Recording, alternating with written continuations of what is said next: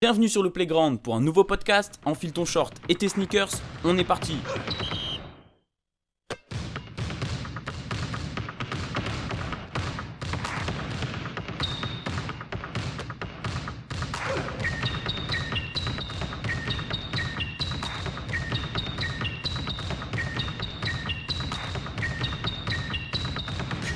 Yo, c'est Lenny. Juste un petit message avant le début de votre émission. Pour ceux qui veulent soutenir le projet, n'hésitez pas à laisser 5 étoiles sur la plateforme avec laquelle vous écoutez le podcast. N'hésitez pas non plus à partager, c'est le plus important. Et enfin, pour les plus motivés, venez faire un petit don sur ma page Ko-fi, vous aurez tout expliqué sur le site, c'est dans la description. Merci beaucoup, vous me régalez, il ne me reste plus qu'à vous souhaiter une bonne écoute. Ciao! Bonjour à tous, nouvelle journée, nouvelle preview. Je suis comme d'habitude très heureux de vous retrouver aujourd'hui. Aujourd'hui, on s'occupe de quoi? Des Wizards et des Kings, deux équipes où il y a pas mal de choses à dire. Plutôt négatives sur la saison qui vient de se dérouler, plutôt positives sur celle qui arrive. Donc, on démarre tout de suite avec les Wizards.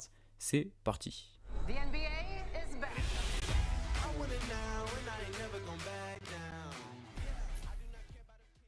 Saison bien compliquée dans la capitale. L'année dernière, tu finis 12e, 35 victoires, 47 défaites. Par où commencer? Il y a beaucoup de choses à dire, j'ai dit, mais il y a énormément de choses à dire. Bon, déjà, fallait tourner la page Russell Westbrook, puisque tu as eu cet énorme trade avec les Lakers. Tu devais intégrer du Kyle Kuzma, du KCP, du Montrezl Harrell. Il y avait un bon chantier. Il y avait Dinwiddie aussi à intégrer. Il y avait un bon chantier. Tout ça avec un coach rookie qui prenait les commandes de cette équipe. Ok, ça c'est les bases, elles sont posées. Mais dès le début, ça fonctionne bien, puisque après un mois de compétition, les Wizards ils sont premiers de la conférence Est. Tout le monde est en mode c'est un truc de malade, mais qu'est-ce qui se passe? On l'avait vraiment pas vu pour le coup. Il n'y a pas un joueur qui explose vraiment. On en parlera bien sûr. Deni Avdija, Kyle Kuzma, ça fait de très jolies saisons. Mais t'as pas, par exemple, Bradley Beal. On commence par lui. Voilà, il fait une saison bien décevante, tant dans les chiffres que dans le body language, quoi. On voit que il est pas content d'être là.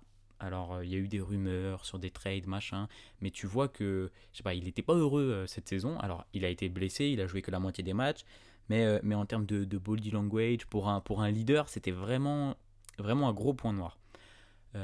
Par contre, du coup, ça, la mayonnaise, elle prend quand même, en fait. Tu réussis à bien jouer, et puis après, c'est la catastrophe. Fin novembre, je crois, à partir de début novembre, tu commences à perdre des matchs, et t'atterris à cette fameuse 12e place. Voilà, donc c'était pas ouf. Je l'ai dit, malgré les gars, on va faire les gars qui ont fait des mauvaises saisons d'abord, puisque t'as Dinwiddie, pas ouf, Davis Bertans, pas ouf. On a qui d'autre? Oh, c'est déjà pas mal. Bill aussi. Malheureusement, alors pas vraiment la même chose, mais Rui Hachimura qui est pas là au début de la saison alors que tu comptais vraiment sur lui, qui est pas là, qui a des problèmes personnels, donc absent, qui jouera que la moitié de la saison. Très compliqué. Mais de l'autre côté, t'as un Kyle Kuzma, je le disais, qui fait une bête de saison. Je voulais juste retrouver les chiffres. 17 points, 3 passes et demi, 8,5 rebonds, assez propre au tir. Franchement, il a pris le statut de leader en fait dans cette équipe à partir du moment où il n'y avait plus Bradley Beal. C'était lui le chef. Donc ça c'était très bien. Daniel Gafford qui a bien joué. KCP il s'est très bien intégré. En même temps, bon, KCP, j'ai envie de te dire, tu l'intègres partout. Le mec il défend, il joue poste 2, poste 3, il défend de ouf, il tourne à 40% à 3 points, c'est nickel, ça passe partout. Je l'ai dit aussi, Deni Avdija. Alors, saison de sophomore, saison intéressante. Franchement, après son année rookie qui était compliquée à cause des blessures surtout. Là, c'était pas forcément attendu parce que c'est plutôt le côté défensif qui nous a bien surpris. Une bonne défense, plus un peu de scoring en sortie de banc. C'était franchement un poste qui lui allait parfaitement. Et voilà, je pense que j'ai fait le tour sur, on va dire, en pointant les joueurs du doigt un petit peu. Corey Kispert, le rookie, qui fait pareil une belle saison entre la sortie de banc et le poste de titulaire. Mais voilà, tu dégringoles au classement, t'as un tout petit move à la trade deadline. Évidemment, c'est un euphémisme, puisque du coup, Tu prends les mecs qui font des mauvaises saisons, tu prends Bertans, Dinwiddie, tu les mets dans un papier cadeau, tu les envoies à Dallas, tu récupères Porzingis. Bon, ça, c'est un move. Écoute, je sais pas si c'était pour essayer de sauver la saison ou si c'était pour prévoir à la saison 2022-23. C'est plutôt bien. Franchement, c'est plutôt bien. Je suis pas le plus grand fan de Kristaps Porzingis. On connaît les blessures, la mentalité un petit peu chelou parfois. Mais on verra ce que ça donne. Et puis, Montrezl, du coup, je vous disais, ça s'intègre pas du tout, ça fonctionne pas du tout. Donc, t'es envoyé à Charlotte contre, j'ai même pas noté contre quoi il était envoyé. Ça veut dire que ça devait pas être très très important. Mais en tout cas, les changements que tu fais à la trade deadline, ça révolutionne pas ta saison. Tu continues, on va dire, de tanker, du coup, puisque bah, t'as plus rien à jouer. Et tu flops, tout simplement, malheureusement. T'as développé quelques jeunes, c'est plutôt cool. Mais c'est un beau flop. Un beau flop en 2022 pour les Wizards. Du coup, t'arrives cet été, tu te dis, bon, il y a 2-3 moves à faire quand même. Il y a 2-3 moves à faire. Le premier, à la draft, récupérer en choix numéro 10, du coup, un petit Johnny Davis, donc un swingman qui pourrait jouer à côté de Bradley Beal, pourquoi pas dans le futur, ça on verra. Mais un gros potentiel, que ce soit offensif et défensif. NBA ready, je pense, Johnny Davis, j'ai pas relu dernièrement, mais NBA ready. Donc voilà, tu prépares potentiellement le futur tranquillement. Voir s'il apporte tout de suite, tant mieux. Sinon, bah tant pis, c'est pas grave, tu l'enverras dans un trade pour récupérer des joueurs plus intéressants. Autre move qu'il fallait absolument faire, tu mets le Supermax sur Bradley Beal. 251 millions sur 5 ans. C'est énorme. C'est le prix d'un franchise player. Est-ce que c'est vraiment un franchise player qui emmène une équipe au bout, donc c'est-à-dire au titre NBA? Je ne suis pas sûr, je ne pense pas que ce soit le cas pour Bradley Beal. Alors c'est un super joueur offensif, je l'adore. Voilà, il nous a montré qu'il était capable de faire des folies, que ce soit au scoring, à la passe. C'est un gars qui est capable de faire tourner le ballon. J'essaie de regarder ce qu'il a fait, voilà, 6,6 assists la saison dernière. C'est très propre. Mais est-ce que c'est vraiment un joueur qui t'emmène jusqu'au titre? Je suis pas sûr. Et puis voilà quoi, donc il touchera 57 millions de dollars à 35 ans, 36 ans. Ça fait cher payé pour un joueur qui a déjà 30 ans. Mais tu devais le garder, tu devais absolument le garder. Et puis il fallait reconstruire, donc enfin reconstruire, pas vraiment une reconstruction, mais fallait ouais si construire autour de lui en tout cas. Donc au moins il est signé, il reste chez toi, il a l'air content, tant mieux. À côté de ça, il y a des petits moves sympas quand même. Tu récupères Dylan Wright, donc petit contrat de 16 millions sur 2 ans. Tu prends Taj Gibson, qui était coupé par les Knicks. Ça, c'est un régal. Deux mecs qui savent ce qu'ils doivent faire en sortie de banc. C'est des bons gars en plus. Genre Taj Gibson, c'est un mec qui passe partout. Un vétéran qui va aller taper sur les épaules des jeunes et leur dire bah voilà, tu fais ça, machin. C'est très très cool. T'as aussi ce petit trade entre Denver et les Wizards qui envoie KCP. Donc ça c'est plutôt chiant quand même. C'est bien relou d'avoir perdu Kentavious Caldwell Pope et Ish Smith. Ish Smith qui joue donc dans sa 27e franchise en autant de saisons. Non, je déconne. Mais bref, vous avez capté. Et ils sont échangés contre Monte Morris et Will Barton. Moi, c'est un trade que j'aime beaucoup. Honnêtement, tu perds KCP, mais tu récupères deux joueurs qui seront sur le backcourt, qui vont jouer en sortie de banc ou pas. Je vais l'aborder juste après. Mais j'aime bien l'arrivée de ces deux joueurs. C'est très intéressant. Et ça te fait de la profondeur. Ça te fait de la profondeur, tu en as besoin. Dans une équipe qui veut jouer quelque chose cette année, tu as besoin d'avoir de la profondeur. On ne sait jamais si tu as une blessure, machin. C'est des mecs qui sont là, pareil. C'est comme les Dylan Wright et les Taj Gibson. Ils savent ce qu'ils doivent faire. Ils vont pas se prendre pour je ne sais quoi. Ils sont là, ils font leur taf et basta. Donc c'est très propre. Ça, c'est ce qui s'est passé cet été. C'est les moves les plus intéressants. J'ai pas tout noté comme d'habitude, vous savez. J'ai noté vraiment ce qui était le plus intéressant. Et voilà, j'aime bien ce petit été de Washington.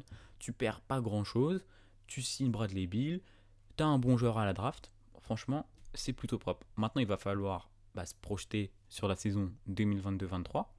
Et là, il y a pas mal de questions quand même. La première question, selon moi, après je me trompe peut-être, hein, vous me dites si je dis des bêtises, mais c'est que où est-ce que tu vas faire jouer Bradley Beal et Kristaps Porzingis? Parce que ce sont deux joueurs qui seront dans ton 5 majeur, c'est sûr, deux joueurs très importants. C'est bien, tu as un leader, un lieutenant, c'est plutôt cool, ok. Maintenant, est-ce que tu fais jouer Bradley Beal en poste 1, en poste 2? Parce que on a vu par exemple chez les Pels que tu prends un swingman qui est donc CJ McCollum, qui est pas très grand, qui porte bien le ballon, qui est capable de faire des passes, qui est capable de scorer, et tu l'as mis en poste 1, ça a bien fonctionné. Donc je serais curieux de voir si Wes Unseld il serait capable de Wes Unseld Junior, on n'oublie pas, de faire ce pari-là, de mettre Bradley Beal en poste 1, parce que sinon tu le fais jouer à côté de qui? Sinon tu mets Dylan Wright à côté, c'est bien, tu as un joueur qui est capable de défendre, euh, mais est-ce que c'est vraiment un titulaire dans une équipe qui veut aller en playoff? Je suis pas sûr. Montemoris, j'aime pas trop, ça fait un backcourt qui est assez petit, je suis pas trop fan des backcourts qui sont petits. Est-ce que tu fais jouer Will Barton à côté? Donc du coup tu mets Bill sur le poste 1, Will Barton sur le poste 2.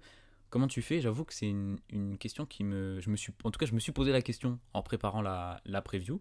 Donc je serais curieux de voir ça. Et puis après, la fameuse question sur Porzingis, est-ce que c'est un poste 5? Est-ce que c'est un poste 4? Si tu le fais jouer en 4, qui est-ce que tu mets à côté? Est-ce que tu peux mettre Daniel Gafford et Kristaps Porzingis dans ta raquette? C'est bien, hein, ça te fait de la taille, ça te fait de la longueur, un mec qui peut space, un mec qui va être capable de jouer dans la raquette. Et en défense, bah, bon, Porzingis, c'est pas un super défenseur, mais au moins tu peux le mettre dans la raquette pour qu'il contre des ballons. Et puis Daniel Gafford, tu peux le faire se déplacer sur les ailiers, ce genre de choses. Quoique même pas, parce que en vrai, si tu te débrouilles, tu fais jouer Kyle Kuzma à côté, qui peut prendre les ailiers ou ce genre de choses. C'est assez intéressant. Je pense que Wes Unseld, il va avoir du boulot là-dessus. Le 5 majeur des Wizards, il est compliqué à faire. Je sais pas trop vers quoi je m'orienterai. Est-ce que tu intègres Corey Kispert pour ajouter du spacing? Est-ce que tu intègres Deni Avdija pour intégrer plus de la défense? Est-ce que tu mets directement Rui Hachimura dans ton 5? C'est assez compliqué parce que, bon, Kyle Kuzma, Bradley Beal et Kristaps, on est d'accord, c'est dans ton 5 majeur. Et après, comment tu combles ton poste du coup 3 ou 5 et comment tu combles ton poste 1 ou ton poste 2? Je trouve que c'est plutôt cool, j'ai hâte de voir ça. Je sais pas si j'ai pas regardé si les Wizards avaient joué des matchs de pré-saison, pardon. Je vais aller regarder ça tout de suite en live si vous m'accordez quelques instants pour voir ce qui a été proposé comme 5 majeurs. Alors, qu'est-ce qu'on a? Donc voilà, sur le premier match qui a été joué face aux Warriors, bon, t'avais pas Bradley Beal, mais du coup tu mets Will Barton et Montemoris sur les postes 1-2, ça me semble très correct. Tu fais jouer Porzingis au poste 5 et tu mets Hachimura Kuzma sur les ailes. Ça c'est plutôt propre en vrai. Bon, évidemment tu rajoutes Bradley Beal, mais c'est propre, t'as de la taille, parce que les mecs ils sont pas petits. Kuzma il fait quoi? 6-9 et Hachimura il fait 6-8, donc tu as vraiment de la taille. C'est toujours intéressant d'avoir ce genre de front de courte. Mais est-ce que tu veux mettre Porzingis dans ton poste 5? Bon voilà, après je suis pas le plus grand fan du laiton, donc je vais pas m'attarder dessus, mais Wes Unseld il a du boulot là-dessus. Mais t'as un bel effectif pour le coup quand tu te poses ce genre de questions, où t'as beaucoup de joueurs intéressants à mettre dans ton poste, dans ton 5 majeur, pardon. euh, et ça veut dire que t'as des joueurs intéressants sur le banc. Et franchement, je l'ai dit, hein, Montemoris, Dylan Wright, voir ce que donne le petit Johnny Davis, Deni Avdija, Corey Kispert. T'as des mecs qui savent défendre. T'as pas énormément de défense, mais t'as 2-3 gars qui peuvent se la donner. T'as des gars qui peuvent écarter sur les 3 points. T'as des gars qui, je l'ai déjà dit avec Taj Gibson et les autres, qui connaissent leur rôle. Tu as des soldats, ils savent pourquoi ils sont là, ils sont dans une équipe qui veut être compétitive, donc ils la ferment, ils jouent leur basket, et ça se passe très bien. Donc franchement, cette équipe, elle peut cliquer, ça peut cliquer, je les vois bien quand même en playoff cette année. Pareil, on n'arrête pas de le dire, ça, on le dit, tout le monde le dit partout, mais c'est impossible de faire un classement facilement, entre guillemets. Donc tu finis quoi? Top 10, top 9, top 8 je pense que ça finit quand même dans le play-in, Washington. Peut-être le temps que ça se mette en marche. Le temps que Wes Unseld y trouve ses rotations, voilà, machin, truc. Donc ça peut cliquer très très fort, je pense. Offensivement, ça peut être incroyable parce que t'as des gars qui savent porter le ballon. Les Kyle Kuzma, ça fait des passes, c'est capable de passer le ballon. Bradley Beal, bon, je vais pas les répéter, mais t'as des gars qui offensivement sont hyper intéressants. Défensivement, ça risque d'être un peu plus compliqué. C'est là où cet effectif et cette équipe va pêcher un petit peu et où du coup tu les vois pas top 4 ou top 3 de la conférence Est. Mais franchement, avec le début de saison qu'ils ont fait l'année dernière, on est prêt à tout. Tu peux avoir quelques blessures, je le souhaite à personne évidemment, mais tu as des postes qui sont doublés, triplés, donc ça peut aller loin, ça peut bien cliquer, ça peut aller loin. J'ai envie d'être positif, de croire en cette équipe des Wizards qui nous envoie un petit peu de magie là. Et puis surtout, et j'ai même pas parlé de ça, je l'ai déjà mis sur Insta, ils ont le plus beau maillot de la saison 2022-2023, ce maillot rose là avec ce short en dégradé qui fait penser au sakura, évidemment, les fleurs des cerisiers au Japon, je crois que c'est ça la référence, vous me dites si je dis des bêtises. Mais on a fini avec ce petit tour d'horizon des Washington Wizards, équipe à potentiel, joli potentiel, et on va parler du coup d'une autre équipe à potentiel avec la conférence Ouest, direction les Kings, direction le soleil, la Californie. Let's go! Do you ever shut up? Do you ever shut the fuck up? What the fuck are you worried about? I'm in a zone, man. I'm in a fucking zone. Would you relax? I'm in a zone. Billy, it is one thing to embarrass me, right? It's another motherfucking thing to piss these guys off that we have to play against. They're just plain fucking stupid, man. Ah, les Kings. Les Kings, ils sont marrants quand même. J'ai vraiment l'impression d'être un prof en conseil de classe et de taper encore une fois sur le même élève. Non, alors pas taper sur l'élève parce que on n'a pas le droit, mais de dire encore une fois, il peut mieux faire, c'est une saison galère, ça finit 12e, 30 victoires, 52 défaites, t'es 12e pour la 5e fois en 6 ans, tu fais quelque chose un petit peu, bouge-toi les Kings, bougez-vous. Mais en même temps, cette franchise, elle est un peu maudite, quoi, entre les GM, les coachs, c'est pas ouf d'être fan des Kings. Et puis bon, ça fait longtemps, c'est que les fans des Kings, ils mangent pas mal, mais peut-être, pourquoi pas relever la tête en 2023, on va voir ce qu'on peut attendre des Kings. Mais d'abord, petit retour sur la saison dernière.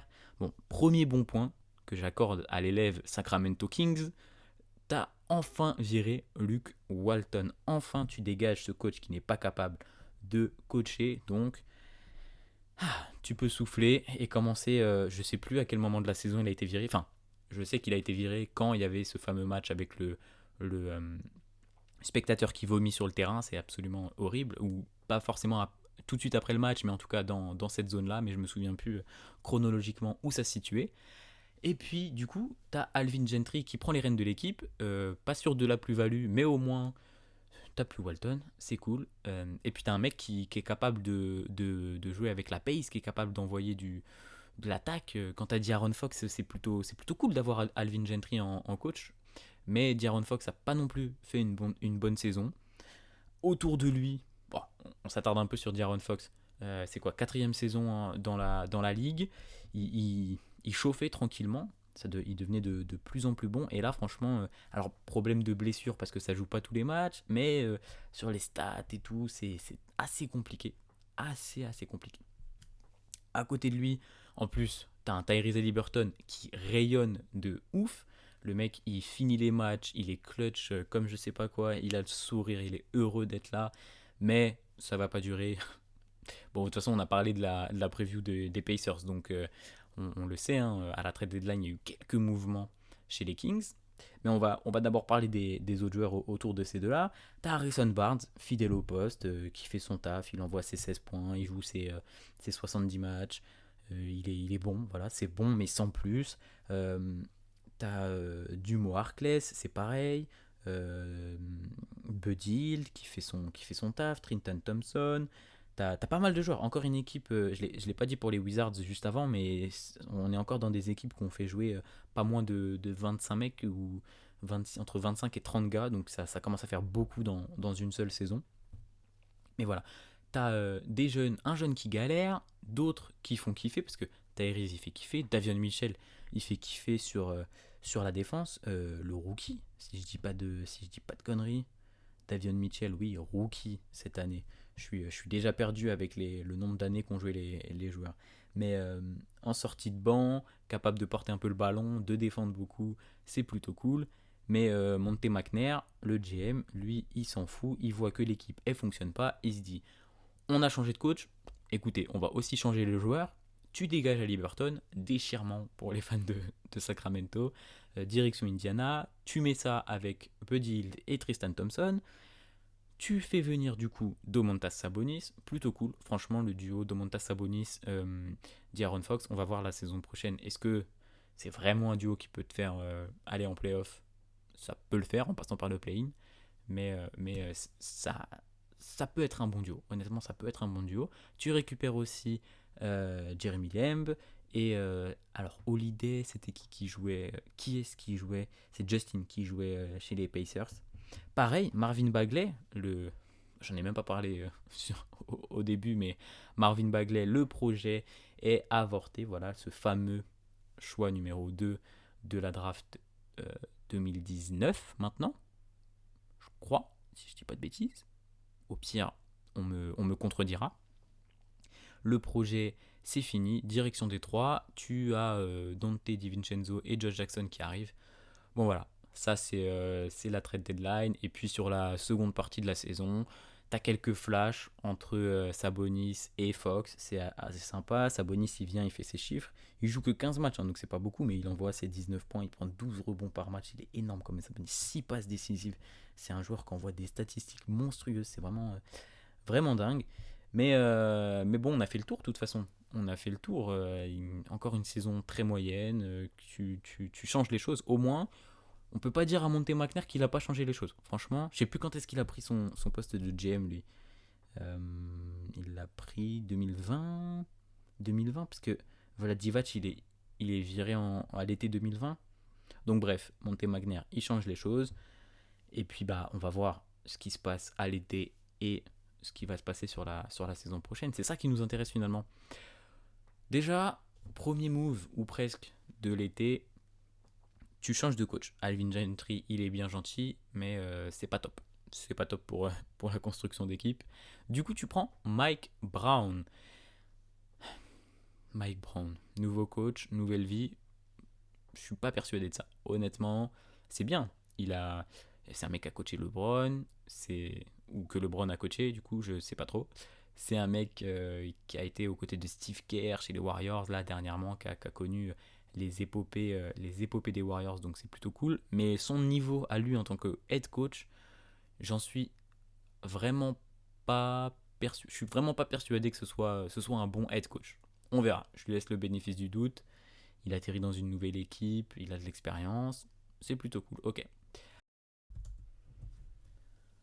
À côté de ça, t'as la draft et tu as le choix numéro 4. Donc on se dit, les Kings vont avoir une bête de joueurs parce que pour le coup, la draft, elle était très intéressante. Il y avait beaucoup de joueurs, on va pas se le refaire, les Chet, les Jaden Ivey, bon, tous les gars dont j'ai un petit peu parlé sur les previews précédentes.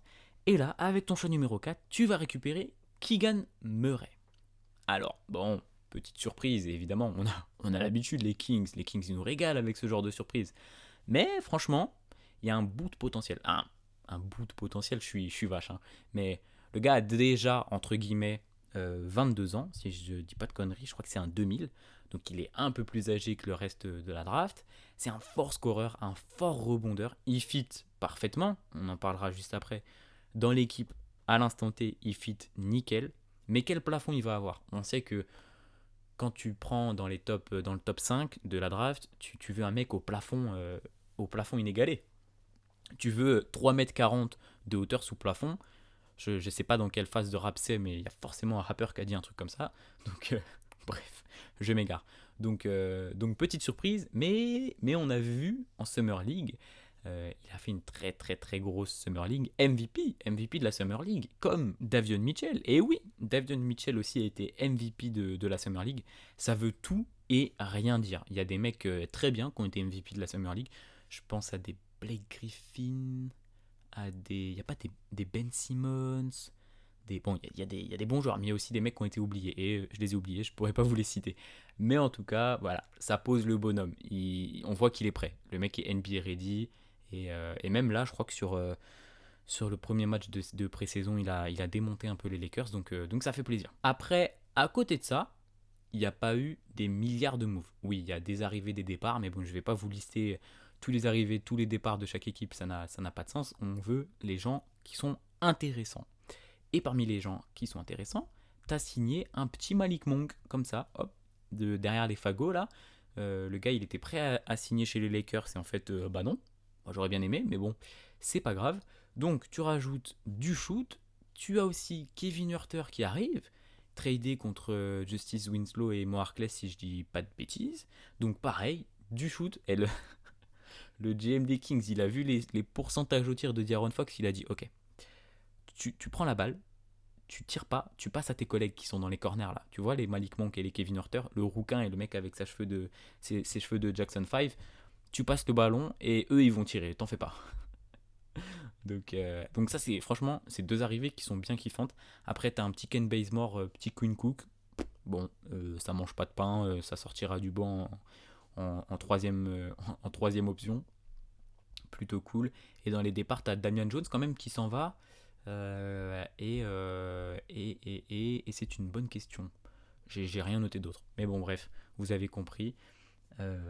Pas d'énormes moves, mais attention, 2-3 pièces qui peuvent te faire passer un step. Ah, en parlant bon, il te fera pas passer un step, mais t'as Shima Moneke qui débarque. Pour ceux qui connaissent pas Shima Moneke, gars nigérien. Alors nigérian. Là, je suis un peu paumé, je suis désolé. Mais qui a joué à Orléans. Et oui, bien sûr, un petit coup de pub pour Orléans, bien sûr. Qui jouera sur le poste quoi? Il jouera sur les ailes, Shima Moneke, avec sa dégaine, là, ses lunettes, cette coupe de cheveux un petit peu originale. Je vous laisse aller voir pour ceux qui ne connaissent pas. Joueur hyper athlétique pour avoir eu l'occasion de le voir jouer à Orléans. Hyper athlétique, assez impressionnant. Pareil, on verra ce que ça vaut en sortie de banc, ça grattera quelques minutes, ça changera pas la face du monde, mais ça me fait plaisir de le voir chez les Kings, je suis très heureux pour lui. Du coup, on se projette vers la saison 2022-2023. Je le disais, pas d'énormes changements, ça va, je pense que tu en as fait assez durant la saison dernière, mais une belle équipe. Au final, tu as une belle équipe. Si je dois faire vite fait un 5 majeur plus des remplaçants, du De'Aaron Fox sur le poste 1, tu fais jouer Kevin Huerter en 2 évidemment, poste 3, Harrison Barnes, le mec est indélogeable, et puis tu mets Keegan Murray et Domantas Sabonis dans la raquette. Bon, Sabonis c'est un peu comme Porzingis, des petits doutes sur sa capacité à vraiment jouer poste 5, parce que sinon faut mettre quoi? Sinon, c'est une bonne question. Tu mets Keegan Murray sur le banc et tu fais jouer Richaun Holmes à côté de Domantas Sabonis. Ça peut se faire aussi. Mais Richaun Holmes en sortie de banc, cette espèce d'animal en sortie de banc, je crois que j'en ai pas parlé au début du podcast. Mais bref, il a fait sa saison l'année dernière. Très propre. Donc, toujours quand tu as un mec comme ça qui est capable d'envoyer du bois en sortie de banc, d'épuiser des défenses, c'est toujours intéressant. Donc, je préfère le mettre sur le banc. Et puis voilà, Malik Monk aussi en sortie de banc, je l'ai dit, Ken Bazemore, Shima Moneke, bon, de là, au poste 5, tu as du Alex Len que tu peux faire jouer un petit peu, Davion Mitchell évidemment, Davion Mitchell pour être le leader de ce banc. Voilà, tu as une belle équipe. Offensivement, quand tu as Sabonis et Fox, ça peut envoyer du bois, clairement, ça peut être très impressionnant. Défensivement, honnêtement, va falloir s'accrocher, je pense. Je pense que les Kings étaient 27e défense l'année dernière. Je les vois pas être beaucoup mieux. Si tu arrives à accrocher déjà le 20e rating défensif, ce sera pas mal. T'as personne qui est un élite défenseur. T'as Davion Mitchell, c'est bien, mais il est petit et il est limité sur les postes 1-2. Et puis derrière ça, ça va être assez chaud. Donc défensivement, on regardera pas, mais offensivement, ça peut envoyer du bois, comme je l'ai déjà dit. T'as Fox, De'Aaron Fox, qui doit step up, franchement. Est-ce que c'est son équipe? Est-ce que c'est l'équipe de Sabonis? Il y a cette petite question à se poser sur la saison qui arrive. Est-ce que Fox step up vraiment? Et on est en mode, ok, c'est lui le franchise player. Il n'y a pas de question à se poser. C'était déjà le cas sur les saisons précédentes, mais avec la saison dernière et un Sabonis qui est un joueur sérieux, la question va se poser. Peut-être qu'il y aura cette espèce de passation. Après, ils peuvent très bien être co-leaders, on va dire, de ces équipes. Par exemple, à Chicago, ça fonctionne bien. Tu as DeMar DeRozan qui est arrivé. C'était pas vrai, c'est pas du tout son équipe. Par contre, il a envoyé du bois. Le duo avec Zach LaVine, ça s'est bien passé. Et puis ça a bien déroulé comme ça. Bon, il y a eu d'autres limites, on en parlera. Mais ça peut le faire comme ça. Franchement, j'y crois. J'y crois à ce petit duo. Je pense pas qu'ils t'emmènent en finale de conférence, mais ils peuvent t'emmener en playoff déjà, et ce serait une très bonne nouvelle pour les Kings. Pour parler un petit peu de Keegan Murray, je pense qu'il a intérêt à être prêt pour la saison. S'il commence pas sur le poste 4, je vais pas aller regarder comme j'ai fait tout à l'heure pour le 5 majeur des Wizards en pré-saison. Je vais pas aller regarder s'il a démarré le match parce que j'en suis quasi sûr. Mais donc ce sera hyper intéressant. Pareil, franchement le fit, ça va glisser tout seul. Gros potentiel offensif comme j'ai pu le dire. Donc pareil, ça va envoyer du bois. Faut que j'arrête de dire ça. Je pense que là je vous l'avais assez entendu. J'ai construit une forêt dans le podcast. donc j'y crois à ces Kings. Je pense qu'ils peuvent être. Il suffit que t'aies un mec qui sort du banc et qui joue un peu une surprise. Je sais pas, genre. Je regarde l'effectif, j'ai pas trop d'idées en tête là tout de suite, mais qui pourrait être une belle surprise en sortie de banc. Ouais, bon, on verra. Mais il suffit que t'aies un mec qui en sortie de banc soit une jolie surprise pour te dire ah tiens, ok, parce que t'as un peu de banc, mais c'est pas non plus la folie. Faut pas que t'aies de grosses blessures. On parlait des Wizards. Honnêtement, je préfère avoir l'effectif des Wizards que l'effectif des Kings. Mais ça peut jouer. Les Kings peuvent être sérieux et ça peut aller gratter sa petite place au play-in. Et sur un malentendu, hop, tu chopes ta petite qualif pour les playoffs. T'es 8ème, tu te fais balayer par le premier. Et puis on n'en parle plus. Et puis ce sera un step-up comparé à la saison dernière. Et ce sera une saison réussie. Donc voilà, pareil, je pense qu'on a fait le tour pour les Kings. Vous avez mon avis. Je suis positif, hein. Globalement, je suis très positif. Bon, il y a des équipes où ce sera difficile d'être positif, mais sur les Kings et les Wizards, je suis très positif. J'ai envie de voir ces équipes réussir. Vous le savez de toute façon, j'aime tout le monde. Voilà, donc je distribue de la positivité partout. Merci d'avoir écouté le podcast comme d'habitude. Venez discuter sur Insta, me dire si j'ai dit des bêtises, si vous avez des compléments à m'apporter, si juste c'est votre équipe favorite et du coup vous voulez qu'on en discute un petit peu. Ce sera avec grand plaisir. Aussi, abonnez-vous sur la plateforme de podcast où vous écoutez, laissez des étoiles. Bon, ça je le dis au début, mais je sais pas pourquoi, j'ai envie de le dire aussi à la fin, là, ça me fait plaisir. Partagez le podcast, ça fait aussi plaisir. Et je vous dis du coup une bonne journée, une bonne après-midi ou un bon après-midi puisqu'on peut dire les deux, ou une bonne soirée. Et puis on se retrouve demain pour la prochaine preview, les places numéro 11. Salut, prenez soin de vous.